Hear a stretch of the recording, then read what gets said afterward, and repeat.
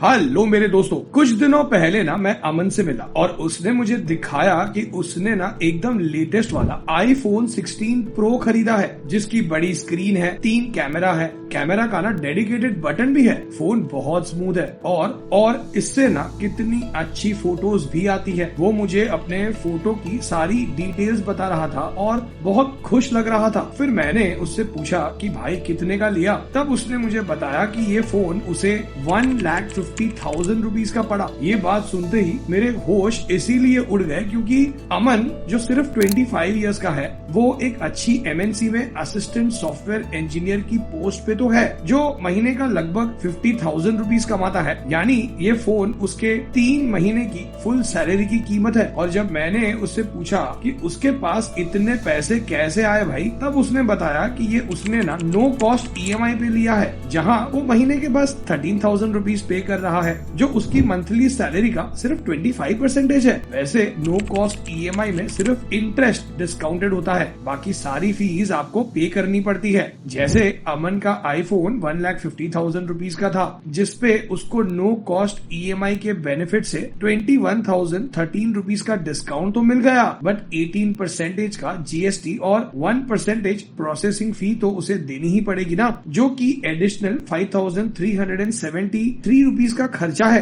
तो no cost में सब कुछ नो कॉस्ट नहीं होता। बट ये अमन को क्या पता है, उसके पास कोई फाइनेंशियल प्लानर ही नहीं है। पर अमन अकेले नहीं है। इंडिया में जितने भी फोन्स बिकते हैं, उसमें से 70% लोग ना उन फोन्स को EMI पे खरीदते हैं। यानी लोगों के पास iPhones खरीदने का पैसा नहीं है, फिर भी ना वो उधार लेके इंटरेस्ट पे पैसे लेके खरीद रहे हैं। इन 2022 एक बंदा केरला से दुबई सिर्फ iPhone 14 Pro खरीदने गया था। उसका ट्रैवलिंग कॉस्ट दुबई का 40,000 रुपीज था और iPhone 14 Pro के लिए उसने और भी 1,29,000 रुपीज का खर्चा किया। अहमदाबाद का एक बंदा मुंबई तक ट्रैवल करके मुंबई के एप्पल स्टोर के बाहर 21 घंटे लाइन में खड़ा रहा, सिर्फ iPhone 16 लेने के लिए। बेंगलुरु से एक और आदमी सुबह 4 बजे मुंबई पहुंचा ताकि वो सबसे पहले iPhone 16 खरीद सके। एक बात बताऊं, मैं भी मुंबई में रहता हूं और iPhone का जो स्टोर है ना, वो मेरे घर से सिर्फ 30 मिनट दूर है और शायद मैंने अब तक उसे एक ही बार विजिट किया है। अब ऐसा क्या है iPhone में या किसी भी ऐसी लग्जरी चीज में जो इंसान को इस हद तक पागल बना देती है कि लोग अपने फाइनेंशियल सेंसेस का यूज नहीं कर पा रहे और ऐसे ट्रैप में फंस रहे हैं। इस वीडियो से मैं आपको ये नहीं बताऊंगा कि आपको iPhone खरीदना चाहिए या नहीं, मैं बस आपको इतना बताऊंगा कि फाइनेंशियल कैलकुलेशंस के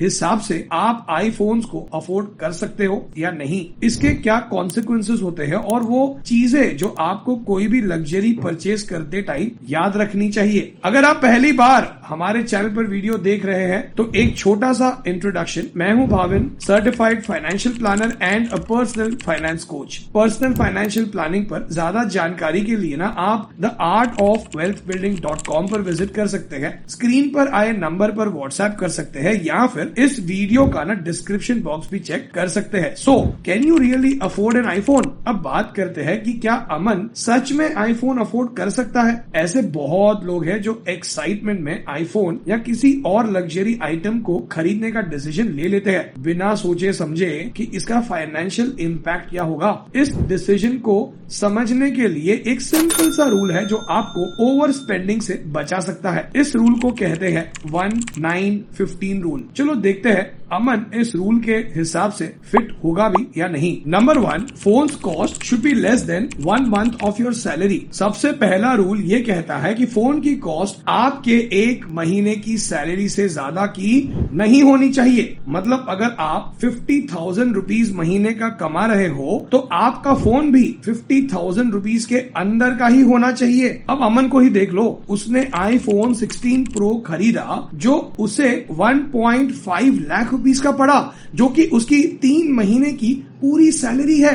फाइनेंशियली स्पीकिंग ये एक बहुत ही डेंजरस सिग्नल है, क्योंकि एक लग्जरी आइटम पे अपनी इतनी बड़ी इनकम खर्च करना स्टेबिलिटी को रिस्क में डाल सकता है। दूसरा रूल ये कहता है कि अगर आप फोन को ईएमआई पे ले रहे हो तो लोन का टेन्योर 9 मंथ से ज्यादा का नहीं होना चाहिए, क्योंकि अगर आप अपने आने वाले सालों की सैलरी का मैक्सिमम अमाउंट ऑलरेडी लॉक कर देते हो तो आपकी फाइनेंशियल फ्लेक्सिबिलिटी खत्म हो जाती है। अमन ने अपना आईफोन नो कॉस्ट ईएमआई पे लिया, लेकिन उसका ईएमआई टेन्योर है 12 मंथ्स का, मतलब अगले 1 साल तक उसके 12,950 रुपीज हर महीने ऑटोमेटिकली चले जाएंगे। अब ये रूल के अकॉर्डिंग अमन ने गलती की। क्यों? क्योंकि उसका लोन पीरियड आइडल 9 मंथ से ज्यादा का है, जो फाइनेंशियल प्रेशर बढ़ा सकता है। Rule number 3, EMI should not exceed 15% of monthly salary. तीसरा और सबसे जरूरी पॉइंट ये है कि आपका ईएमआई अमाउंट ना आपकी मंथली सैलरी के 15% से ज्यादा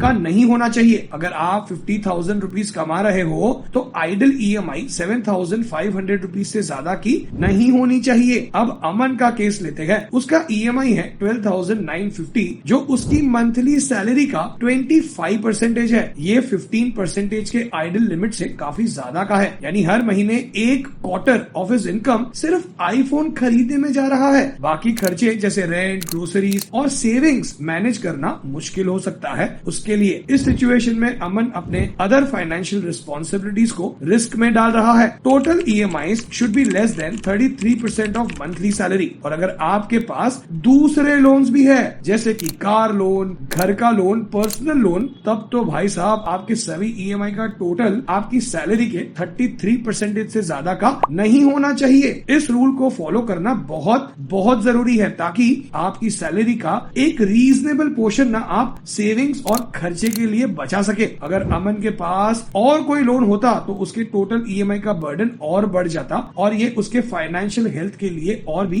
रिस्की होता। और इसीलिए जब कभी भी आप लग्जरी आइटम खरीदने का प्लान बनाते हैं, आपको ये रूल याद रखना चाहिए।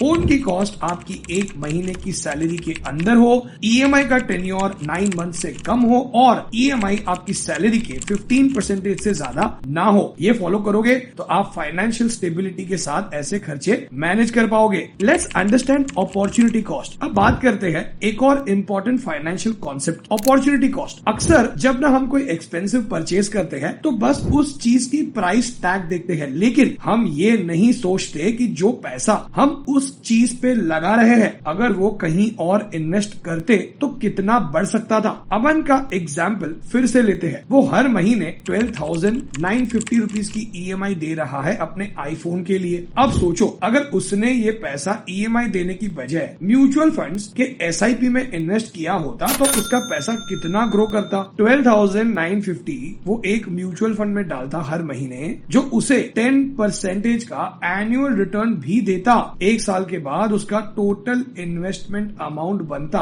1,58,000 रुपीज। अब अगर वो इसी अमाउंट को एज इट इज छोड़ देता तो 10 इयर्स बाद ये अमाउंट 6 और 7 लाख के बीच बन जाता। लेकिन आई एम श्योर उसका ये आईफोन 2-3 सालों में ही डेप्रिशिएट होगा और उसकी वैल्यू ना 2-5 हजार रह जाएगी। इस 1.5 लाख को खर्च करके आईफोन लेने से उसने इन 1.5 लाख को इन्वेस्ट करके लाखों रुपए बनाने की अपॉर्चुनिटी अब गवा दी। यही होती है अपॉर्चुनिटी कॉस्ट। आईफोन ना एक लग्जरी प्रोडक्ट है और लग्जरी आइटम वो होते हैं जिनकी आपको एक्चुअली में कोई नीड नहीं होती, वो आपके वांट्स होते हैं, बल्कि ये आपकी वेल्थ को सेलिब्रेट करने का एक तरीका होता है। कोई भी लग्जरी आइटम खरीदना ना, जैसे कि कोई luxury car, expensive watches, first class travel करना, ये सब आप तभी करो जब आप अपनी सरप्लस इनकम को इन चीजों पे स्पेंड कर रहे हो, ना कि अपनी जेब काट के या लोन्स पे। और इसीलिए ये जो लग्जरी आइटम्स है ना, ये तब ही सेंस बनाती है जब आपने अपनी फाइनेंशियल सेफ्टी नेट की इन 4 लेयर्स को पूरा कर लिया हो। ये 4 लेयर्स बहुत इंपॉर्टेंट है, इन्हें समझे उससे पहले अगर आप अपना पर्सनल फाइनेंशियल प्लान बनवाकर ये समझना चाहते हैं कि कैसे आप अपने पर्सनल फाइनेंशियल गोल्स अचीव कर सकते हैं, जैसे कि इन्फ्लेशन एडजस्टेड रिटायरमेंट, वेकेशंस, घर खरीदना, कार खरीदनी, बच्चों की हायर एजुकेशन वगैरह वगैरह, तो व्हाट्सएप कीजिए आपकी स्क्रीन पर आए नंबर पर, विजिट कीजिए theartofwealthbuilding.com पर, या फिर इस वीडियो का डिस्क्रिप्शन बॉक्स चेक कीजिए। So financial safety net number 1, you have enough for yourself. इसका मतलब आपके पास इतना पैसा है कि अपनी बेसिक नीड्स जैसे रेंट, ग्रोसरीज, बिल्स और डेली एक्सपेंसेस कंफर्टेबली कवर कर रहे हैं बिना किसी टेंशन के। अगर आप अपने डेली एक्सपेंसेस से ही स्ट्रगल कर रहे हो तो लग्जरी आइटम तो बहुत दूर की बात है। Layer number 2, you have enough for your family. दूसरी लेयर थोड़ी और भी इंपॉर्टेंट हो जाती है। आपकी फैमिली के लिए फाइनेंशियल सिक्योरिटी, मतलब आप अपने साथ साथ अब अपनी फैमिली को मैनेज कर रहे हो। अगर आपको कभी अपनी इनकम से पूरे घर की रिस्पॉन्सिबिलिटीज उठानी पड़ जाए तो आप आराम से उठा लो। आपके पास इतना पैसा तो होना ही चाहिए। फैमिली के साथ जब रिस्पॉन्सिबिलिटीज बढ़ती है ना, तब आपको सिर्फ अपने नहीं सबके बारे में सोचना पड़ता है। Layer number 3, you have enough savings for your emergencies. आपके पास एटलीस्ट 6 से 12 महीने का इमरजेंसी फंड होना चाहिए, ताकि अगर कोई फाइनेंशियल क्राइसिस आता भी है ना, तो आप और आपकी फैमिली फाइनेंशियली सर्वाइव कर सके। जैसे जॉब लॉस, मेडिकल इमरजेंसीज या कोई अनएक्सपेक्टेड सिचुएशन के लिए एक स्ट्रॉन्ग बैकअप फंड होना चाहिए आपके पास। जब तक ये सेफ्टी नेट नहीं होता, लग्जरी चीजें लेना रिस्की होता है। Layer number 4, you have investments securing your future. चौथी और सबसे इंपॉर्टेंट लेयर, फ्यूचर के लिए इन्वेस्ट करना। मतलब अब आपको इन्वेस्टमेंट्स की इतनी समझ है कि आप किसी न किसी तरीके से अपनी वेल्थ को ग्रो करने का सोच रहे हो। ये मैटर नहीं करता कि आप स्टॉक्स कर रहे हो, म्यूचुअल फंड्स, रियल एस्टेट या गोल्ड, कुछ भी, बट आप लॉन्ग टर्म के लिए फोकस्ड होके अपने पैसे स्मार्टली इन्वेस्ट कर रहे हो। जब आप इन्वेस्टमेंट्स में स्मार्ट डिसीजंस लेते हो ना, तब आप फाइनेंशियली स्टेबल बन पाते हो। इन 4 लेयर्स को पूरा करने के बाद जब आपके पास कुछ पैसे बच जाते हैं, तब आप कह सकते हो कि आप उस स्टेट पे आ चुके हो कि अब आप लग्जरी आइटम एकदम गिल्ट फ्री होके खरीद सकते हो। अब ना इस वीडियो को यहीं कट शॉर्ट करते हैं, लेकिन अगर आपको थोड़ी सी भी, जी हाँ, थोड़ी सी भी वैल्यू मिली हो ना, तो प्लीज इस वीडियो को लाइक करके कमेंट में ना एक थैंक यू जरूर लिख दीजिएगा, क्योंकि ऐसा करने से ना मेरी भी थोड़ी सी हेल्प होगी और ये वीडियो और भी ज्यादा लोगों तक पहुंच पाएगी और हम ज्यादा से ज्यादा मिलेनियल्स को, यंग लोगों को एजुकेट कर पाएंगे फाइनेंशियली। आप ना इस बॉक्स पर क्लिक करके चैनल पर अपलोड हुए और भी वीडियोस को देखिए, और अगर थोड़ी सी भी वैल्यू मिले ना, तो प्लीज चैनल को ना सब्सक्राइब करके ऑल पर जरूर क्लिक कीजिएगा। इस वीडियो को एंड तक देखा है तो कमेंट में थैंक यू और वॉच टिल एंड लिख दीजिएगा और वीडियो को लाइक जरूर कीजिएगा। जल्दी मिलेंगे एक और इन्फॉर्मेटिव वीडियो के साथ। जय Hind, God bless you all.